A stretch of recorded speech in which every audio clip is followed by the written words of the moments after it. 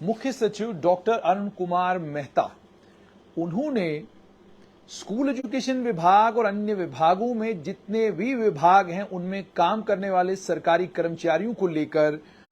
Social media का वो प्रयोग कैसे कर सकते हैं उसको लेकर एक सर्कुलर निकाला था 24 मार्च 2023 को। और इस सर्कुलर में साफ कर दिया गया था कि कोई भी सरकारी मुलाजिम बोलकर, लिखित रूप में या पब्लिक में ना डिस्कस करेगा, ना क्रिटिसाइज करेगा, ना किसी मीटिंग में, चाहे वो मीटिंग किसी एसोसिएशन की हो, किसी बॉडी की हो, कोई भी पॉलिसी जिसके तहत सरकार कोई कार्रवाई करना चाहती है, और ना ही वो इस तरह के किसी डिस्कशन में, इस तरह के किसी क्रिटिसिज्म में पार्टिसिपेट करेगा। यानी सोशल मीडिया की जो पॉलिसी जम्मू कश्मीर की सरकार ने बनाई, उसके सर्कुलर को निकालने के बाद जब ये साफ कर दिया गया कि आप सरकार की बनाई हुई पॉलिसी को किसी भी पब्लिक प्लेटफॉर्म पर क्रिटिसाइज नहीं करेंगे, आप कोई हंगामा नहीं करेंगे, आप पब्लिक प्लेटफॉर्म पर जाकर सरकार की पॉलिसीज की आलोचना नहीं करेंगे, आप किसी एसोसिएशन का हिस्सा होंगे, आप किसी मीटिंग में पार्टिसिपेट कर रहे हैं, वहां पर भी आप इस बात को सुनिश्चित करेंगे कि आप सरकार की आलोचना ना करें। इसी को लेकर आपने पिछले दिनों देखा होगा कि जम्मू कश्मीर में जब से एनुअल ट्रांसफर ड्राइव शुरू हुआ है, उस ड्राइव के शुरू होने के फौरन बाद बाढ़ आ गई है सोशल मीडिया के ऊपर। एक प्रिंसिपल है पुंछ से, वो इस पॉलिसी को क्रिटिसाइज कर रहे हैं, टीचर्स हैं जो सोशल मीडिया के ऊपर आकर क्रिटिसाइज कर रहे हैं, और सिर्फ इतना ही नहीं, जहां टीचर खुद क्रिटिसाइज नहीं कर पा रहे, वो अपने भाई, अपने रिश्तेदार को सड़क पर खड़ा करके इस पॉलिसी का विरोध कर रहे हैं। पॉलिसी गलत है या पॉलिसी सही है, उसका विरोध करने का अधिकार राजनीतिक दलों को है, समाज सेवकों को है, बाकी तमाम लोगों को है। लेकिन अभी तक जो सरकार के पास जानकारी आई है उसके मुताबिक अलग अलग जगहों पर जहां पर भी एटीडी को क्रिटिसाइज किया गया या एटीडी की आलोचना की गई, वहां सरकार ने यह देखकर कि टीचर जिन्हें ट्रांसफर किया गया वो खुद सोशल मीडिया के ऊपर आकर बयानबाजी कर रहे हैं, सरकार के ऊपर आरोप लगा रहे हैं, और सिर्फ इतना ही नहीं, कई जगहों पर राजौरी पुंछ के इलाके में देखने को मिला कि कुछ एक टीचरों ने सोशल मीडिया के ऊपर आकर सरकार की आलोचना की। इसी को ध्यान में रखते हुए आज जो जानकारी मिल रही है सूत्रों के हवाले से कि डायरेक्टर स्कूल एजुकेशन जम्मू ने भी मुख्य सचिव अरुण कुमार मेहता के कहने के बाद और जैसा लेफ्टिनेंट गवर्नर मनोज सिन्हा के दिशा निर्देश के मुताबिक उन्होंने आज एक सर्कुलर निकाला और तमाम सीईओज को सर्कुलेट किया, और उन्हें कहा कि सरकार की तरफ से सख्त आदेश हैं कि इन तमाम टीचर्स को आइडेंटिफाई किया जाए जो टीचर सरकार की पॉलिसीज की आलोचना सोशल मीडिया के ऊपर कर रहे हैं। उन्होंने कहा कि जब कानून ऑलरेडी बनाया गया है और बता दिया गया है कि आप सोशल मीडिया का प्रयोग कर सकते हैं, लेकिन सरकार की तारीफ करने के लिए, सरकार की पॉलिसीज को क्रिटिसाइज करने के लिए आप नहीं कर सकते हैं, और अब सरकारी कर्मचारी हैं, सरकार की आलोचना कैसे कर सकते हैं। इसमें सब रूल 3, रूल 13, जब हम Jammu Kashmir employees conduct rules 1971 की बात करते हैं, इसमें रूल 18 है। वो कहता है क्रिटिसिज्म ऑफ द गवर्नमेंट, कोई भी सरकारी कर्मचारी किसी रेडियो ब्रॉडकास्ट में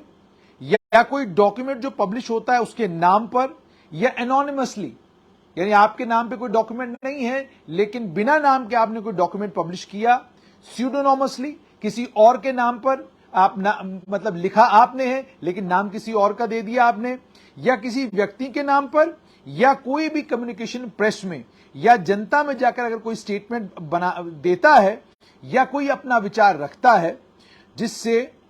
which has the effect of an adverse criticism of any current or recent policy or action of the government of India, government of Jammu and Kashmir or any other state government, जिससे असर इस पर पड़ता है कि adverse criticism हो रहा है करंट पॉलिसी का, रीसेंट पॉलिसी का, या सरकार ने अगर कोई कार्रवाई की है। और सिर्फ इतना ही नहीं बल्कि जिसके कारण जम्मू कश्मीर के और भारत सरकार के बीच में जो रिश्ता है वो खराब हो सकता है,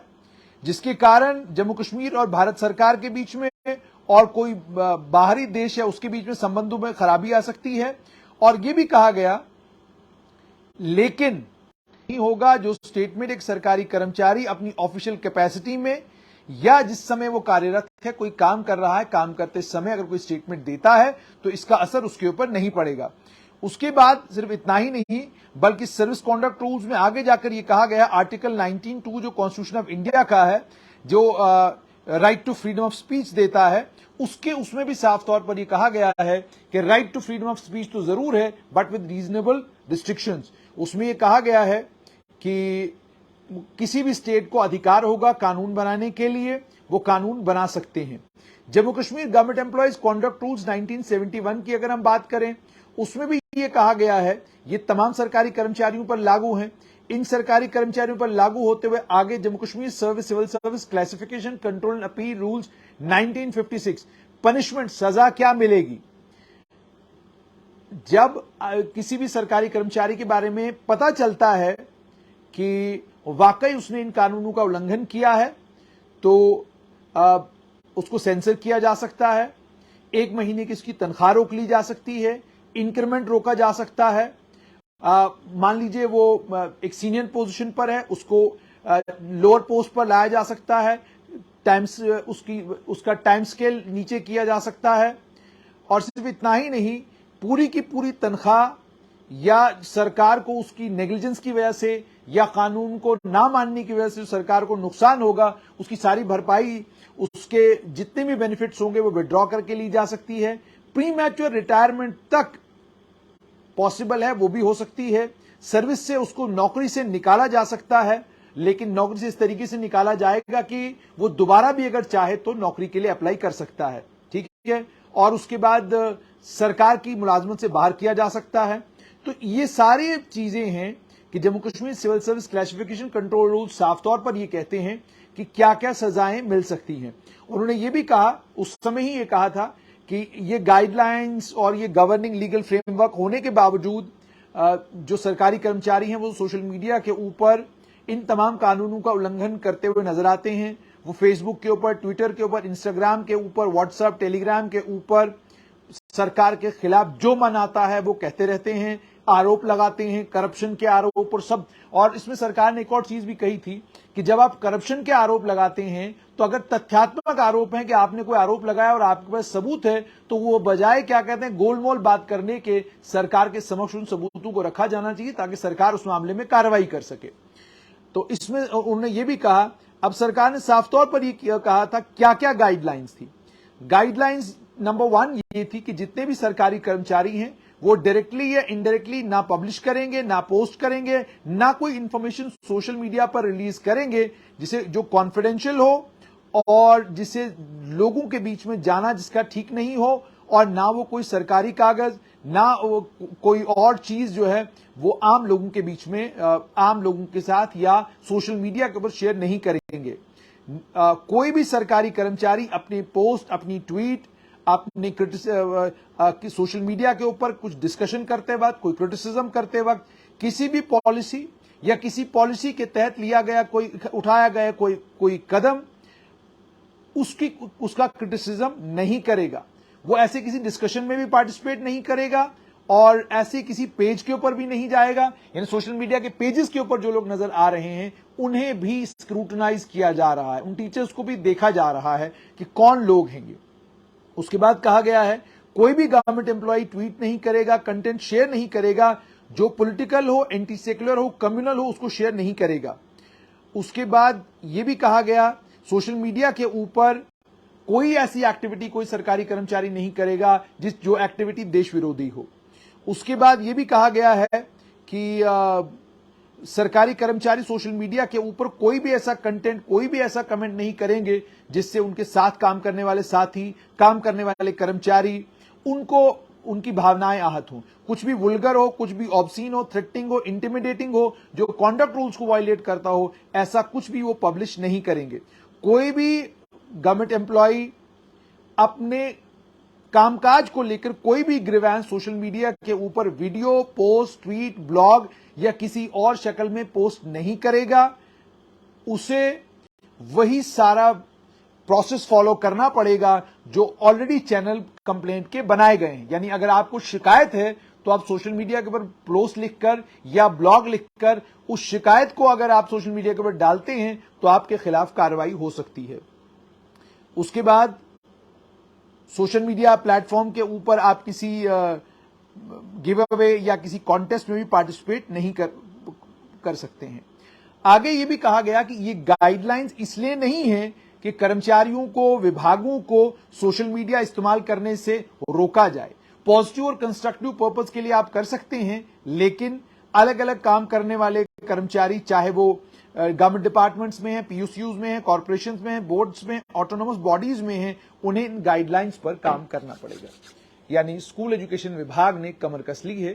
कि एनुअल ट्रांसफर ड्राइव में टीचर्स की ट्रांसफर हुई, उसके बाद कई जगहों पर हंगामा देखने को मिला, जहां पर स्कूल एजुकेशन विभाग को लगा कि वाकई जो बात हाईलाइट की गई है वो एटीडी की वायलेशन में है। उसका फौरन संज्ञान लिया गया और अब उसको करेक्ट भी किया जा रहा है, जो जानकारी मेरे पास आ रही है। लेकिन उसके बावजूद जो टीचर्स की ट्रांसफर हुई है, उस टीचर की ट्रांसफर को लेकर सोशल मीडिया के ऊपर आपने देखा होगा बहुत सारे पोस्ट्स आए, बहुत सारे कमेंट्स आए, वो सारी चीजें भी आपने देखी होगी। उसमें पॉजिटिव कमेंट्स भी हैं, उसमें नेगेटिव कमेंट्स भी हैं। लेकिन सवाल यह है कि एक सरकारी कर्मचारी को जब सरकार ने ऑलरेडी कह दिया है कि आप सोशल मीडिया के जरिए नहीं, बल्कि जो ऑलरेडी प्रक्रिया बनी हुई है, जो प्रोसेसेस ऑलरेडी बने हुए हैं, आप उन्हीं प्रोसेसेस के जरिए अपनी शिकायत टॉप पोजीशन पर बैठे हुए कर्मचारियों तक पहुंचाएंगे, टॉप पोजीशन पर बैठे हुए लोगों तक पहुंचाएंगे, तो आपको सोशल मीडिया का सहारा लेने की जरूरत क्या पड़ी? आप क्यों सोशल मीडिया के ऊपर आ गए? उच्च स्तर पर बहुत सारे ऑफिसर्स जो हैं, उन्होंने इस बात को भी बड़ी गंभीरता के साथ लिया है कि ऐसा लग रहा है कि जिन टीचर्स को ट्रांसफर किया गया वो दबाव बनाने की कोशिश कर रहे हैं कि उन्हें 10 साल के बाद, 8 साल के बाद शहर से बाहर निकाला गया है। किसी तरीके से दबाव बनाइए कि हमें शहर में वापस ले आए, अलग अलग शहरों में वापस ले आए। ये उच्च स्तर पर। दूसरी तरफ जब टीचर्स से आप बात करते हैं तो उनके ग्रीवेंसेस हैं। फीमेल टीचर्स हैं, वो कहती हैं कि हम 6 साल से 7 साल से अगर कहीं पर थी तो पास में ही अगर ट्रांसफर किया होता तो वो ज्यादा बेहतर था। बहुत दूर हमारी ट्रांसफर्स हुई है। हालांकि स्कूल एजुकेशन विभाग में जब मैंने ऑफिसर्स से बात की तो उन्होंने कहा कि हम जितने भी जेन्युइन केसेस हैं, जहां पर हमारे पास कोई शिकायत आ रही है या तथ्यात्मक तथ्यों के अनुसार या जिस भी मामले में हमको लग रहा है कि कोई फैक्चुअल चीज सामने आई है, हम उसको बड़ी गंभीरता के साथ देख रहे हैं और हमारी पूरी कोशिश है कि इन ग्रीवेंसेस को रिड्रेस किया जाए। मगर जैसे मैंने आपको कहा, मुख्य सचिव ने साफ कर दिया है कि सोशल मीडिया के ऊपर अगर बाकी विभागों, बाकी डिपार्टमेंटों के अफसरों को, बाकी डिपार्टमेंटों के छोटे से छोटे कर्मचारी जिनकी ट्रांसफरें हुई, पिछले दिनों एक विभाग में चपरासी तक ट्रांसफर कर दिए गए, एक विभाग में स्टेनोग्राफर क्लर्क तक ट्रांसफर किए गए, लेकिन किसी की भी हिम्मत नहीं पड़ी कि वो सोशल मीडिया के ऊपर आकर कोई बवाल करे। किसी की भी हिम्मत नहीं पड़ी कि वो सोशल मीडिया के ऊपर आकर उस ट्रांसफर को लेकर या अपनी पोस्टिंग को लेकर कोई हंगामा करे। उच्च स्तर पर इस बात को बड़ी गंभीरता के साथ लिया गया है कि क्या वह वजह है कि केवल और केवल एजुकेशन विभाग में काम करने वाले सरकारी कर्मचारी, जिनको 6-6 साल बाद, 7-7 साल बाद, 8-8 साल बाद, 10-10 साल बाद शहर से निकालकर बाहर वाली जगहों पर पोस्टिंग दी गई है, अचानक उन्होंने सोशल मीडिया के ऊपर सरकार को क्रिटिसाइज करना जो शुरू कर दिया है, उसको लेकर उन्होंने कहा कि अगर बाकी सारे विभागों में ऐसा नहीं है तो स्कूल एजुकेशन विभाग में ऐसा क्यों है। इसी का गंभीर नोटिस लेते हुए director school education Jammu Ashok Kumar Sharma ने आज जो मेरे पास जानकारी है सूत्रों के हवाले से, उन्होंने तमाम सीईओज को एक चिट्ठी निकाली है और सर्कुलर निकाला है। उसमें कहा है कि ये आदेश है ऊपर से और साफ तौर पर कहा गया है कि तमाम टीचर्स को जिनकी ट्रांसफर्स हुई हैं, अगर वो एग्रीव्ड हैं अपनी ट्रांसफर से, तो वो जो मैकेनिज्म बना हुआ है उस मैकेनिज्म के जरिए रिप्रेजेंट करें, उनके केस को देखा जाएगा, उस पर विचार किया जाएगा। लेकिन अगर सोशल मीडिया के जरिए दबाव बनाने की कोशिश करेंगे या सोशल मीडिया के ऊपर आकर हंगामा करने की कोशिश करेंगे तो सरकार उस चीज को गंभीरता के साथ लेगी और जो सोशल मीडिया पॉलिसी ऑलरेडी बनाई गई है उसके मुताबिक सरकार कार्रवाई करना शुरू करेगी।